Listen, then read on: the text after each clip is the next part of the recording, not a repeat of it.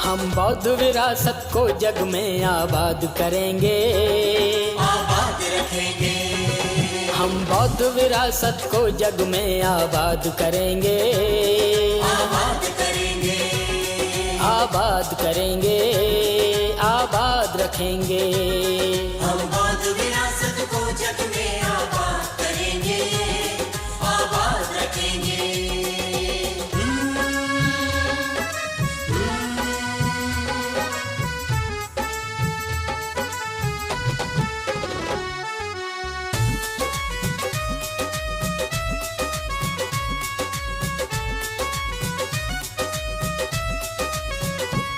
सूरज ना डूबे सीमा में विस्तार करेंगे हम इतना, विस्तार करेंगे हम इतना। जागीर जुटा नहीं पाएगा कोई बौद्ध विरासत के जितना, कोई बौद्ध विरासत के जितना। करने को निर्माण तथागत याद करेंगे, हाँ याद रखेंगे। हम बौद्ध विरासत को जग में आबाद करेंगे, आबाद रखेंगे। हम बौद्ध विरासत को जग में आबाद करेंगे, आबाद रखेंगे। बुद्धं शरणं गच्छामि, धम्मं शरणं गच्छामि, संघं शरणं गच्छामि, बुद्धं शरणं गच्छामि।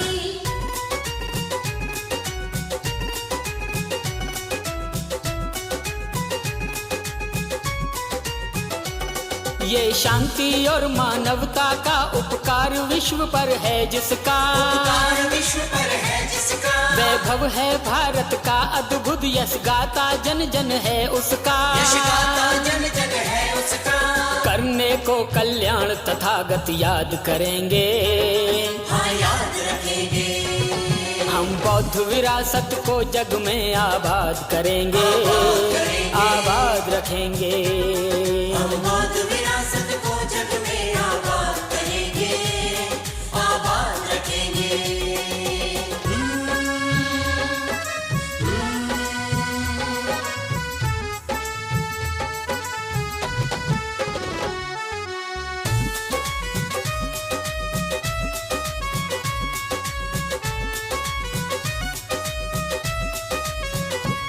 शीलों की खुशबू से जग में मानवता सचमुच महक उठी, मानवता सचमुच महक उठी। सदियों से शोषित मानव की खामोश जिंदगी चहक उठी, खामोश जिंदगी चहक उठी। पाने को निब्बान तथागत याद करेंगे, हाँ याद रखेंगे। हम बौद्ध विरासत को जग में आबाद करेंगे।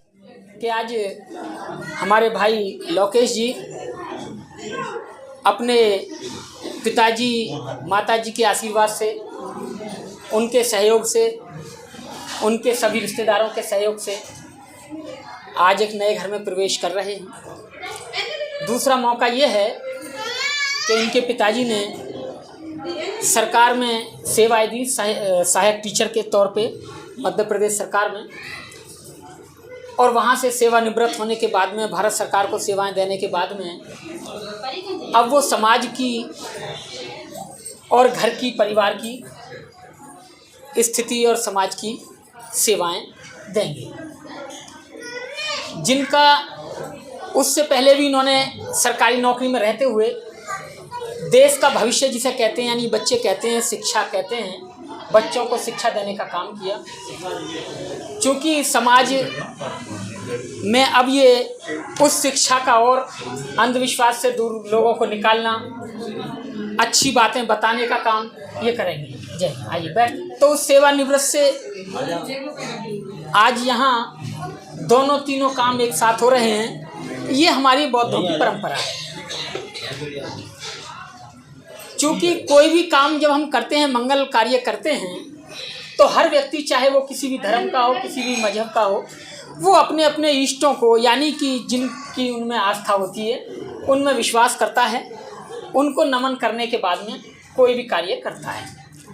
अब हम जो ये कार्य कर रहे हैं, ये कार्य हम महाकारुणिक तथागत बुद्ध और बाबा साहब के बताए हुए अनुसार कर रहे हैं। क्योंकि देखिए, खाना नीचे बन रहा है और आप लोग खाना खाने आए हैं, मैं भी खाऊंगा, लेकिन खाना किसकी तरफ से खाएंगे आज हम? लोकेश जी की तरफ से। जब तक लोकेश जी ना कहेंगे वो खाना कितना ही अच्छा बनता रहे, आप तक महक आती रहे, आप खाएंगे? नहीं खाएंगे। जब ये कहेंगे कि भाई खाना खुल गया आप खाइए तभी खाएंगे, वरना हलवाई भी कह देगा अभी रुक जाओ मालिक ने नहीं खाइए। ऐसा ही होता है। सेम ऐसा ही देश में था। स्कूल थे लेकिन बाबा साहब के संविधान से पहले हमें तुम्हें पढ़ने की अनुमति नहीं थी। जब बाबा साहब ने संविधान लिखा, जब बाबा साहब ने कहा भाई अब सब पढ़ेंगे तो सब पढ़े तो इनके दादाजी पढ़े, इनके पिताजी पढ़े और ये भी पढ़े, तो फिर ये गवर्नमेंट जॉब में लगे और गवर्नमेंट जॉब में लगने के बाद में ये तरक्की, ये कपड़े, ये मकान, वहाँ से जो हमें तनख्वाह मिली उससे मिले। अब स्कूल तो खूब होते, अगर हमें स्कूल में जाने की अनुमति ना होती तो क्या हम पढ़ पाते? नहीं पढ़ पाते ना। सेम वैसे ही कि खाना तो है लेकिन जब तक ये अनुमति नहीं देंगे कि खाओ तो हम जीभ तो लपलपाते रहेंगे, बड़ी अच्छी खुशबू आ रही है, रसगुल्ले मीठे होंगे, सब्जी में बड़ा अच्छा स्वाद होगा, लेकिन हम खा नहीं सकते। ऐसे ही हमारे पहले सपने थे कि हम पढ़ जाएंगे तो ऐसा होगा, लेकिन नहीं पढ़ पाते थे। तो उसके जो द्वार थे, उसकी जो अनुमति थी वो बाबा साहब ने दी। तो वो हमें कहाँ से मिली है शिक्षा? बाबा साहब के अनुसार। अब हम कितने बड़े बुद्धिमान हो जाएं, लेकिन दरवाजे तो स्कूल के बाबा साहब ने खोले। इसलिए इस घर में इनका योगदान है, इनका योगदान है। अगर ये गवर्नमेंट जॉब में ना जाते और वहाँ रोज ड्यूटी करने नहीं जाते तो इन्हें तनख्वाह नहीं मिलती, और तनख्वाह नहीं मिलती तो पैसे नहीं आते, और पैसे नहीं आते तो ये मकान नहीं बनता। लेकिन जितना योगदान इनका है उतना ही योगदान बाबा साहब पहले इनको करके चले। अब मेरे बाप ने जो कुछ किया तो उस संपत्ति को कौन संभालेगा? मैं संभालूंगा। मुझ पे उनका कर्जा है तो कर्जा कौन उतारेगा? मैं उतारूंगा, क्योंकि उनका ज़मीन का, उनके घर का वारिश मैं हूँ।